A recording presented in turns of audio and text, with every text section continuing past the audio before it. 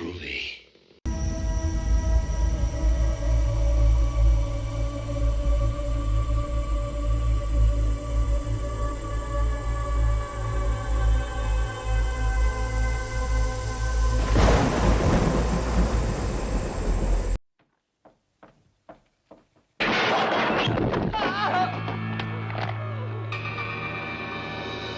Yoo-hoo! And thanks for tuning in to another cult horror movie review. Whenever a family moves into a new house, you know shit's about to hit the fan. And it's the case with The House by the Cemetery, another bloody horror movie by my man, Lucio Fulci, aka the godfather of gore, or Dr. Splatter, or Mac Hemoglobin. By the early 80s, the guy was really in deep with the cinema industry. In fact, in 1981 alone, he released 3 movies: The Black Cat, The Beyond, and this one. The man was really prolific. And as for The House by the Cemetery, like a lot of Fulci movies, it's got good and bad. I didn't go in expecting anything groundbreaking, but if you're looking for a low-budget gore film and some truly disgusting effects, well, you've come to the right place, my friends. But just before we get going, if there's a cult horror movie you'd like me to review, leave me a comment down below. Don't forget to like this video, subscribe, let me know your thoughts and feelings on The House by the Cemetery.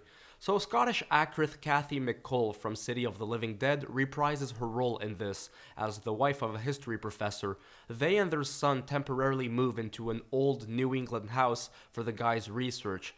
But that's why it's always good to give a thorough look at the house before buying it, because you never know if it'll come with a zombified mad doctor who butchers those who dare enter the place. I'll start with the movie's strength.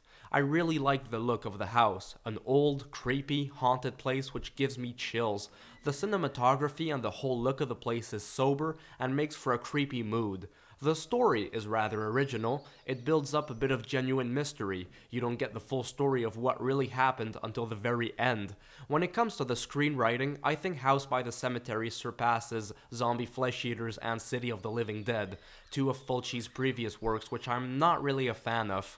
That being said, even here the script is lackluster sometimes.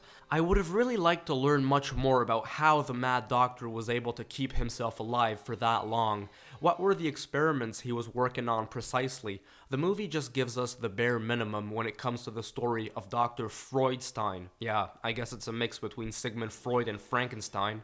Once again, even if Fabio Frizzi isn't on the music this time, the opening score kicks ass and it's terrific. And when it comes to the gore, I was not disappointed one bit, let me tell you. Fulci didn't hold back on this one. It's got a real mean streak to it. The kills are pretty brutal. But as with a lot of Lucio Fulci movies, the acting is still pretty mediocre from most of the cast, and this kid has some of the worst dubbing I've ever heard in a movie.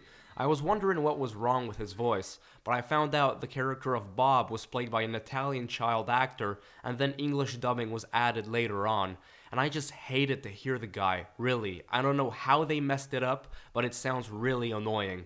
The House by the Cemetery wraps up the Gates of Hell trilogy, which also consisting of City of the Living Dead, which I've already reviewed, and The Beyond, released the exact same year. In fact, both movies have scenes shot in the exact same library. So in conclusion, it's an okay horror movie. It passes the time. It has some shortcomings, but it also does have its moments, and plenty of nasty gore. So I would recommend it to horror fans, and I think it would make for a good watch if you're curious enough.